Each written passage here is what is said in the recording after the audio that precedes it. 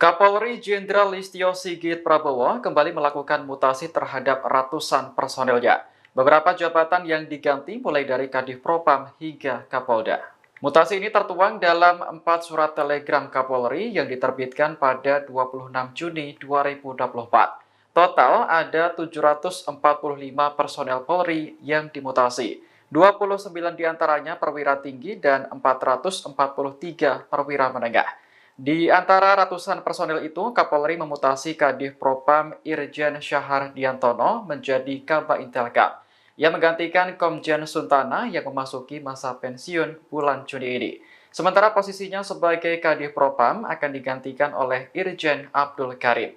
Selain itu, Kapolri juga memutasi 2 Kapolda, yakni Kapolda Banten dan Kapolda Sumatera Utara. Posisi Kapolda Banten akan diisi Brigjen Suyudi yang awalnya menjabat Wakapolda Metro Jaya. Kemudian Brigjen Wisnu Hermawan yang sebelumnya menjabat Dirti Pideksus Bareskrim Polri kini ditunjuk sebagai Kapolda Sumatera Utara. Download Tribun X sekarang, menghadirkan lokal menjadi Indonesia.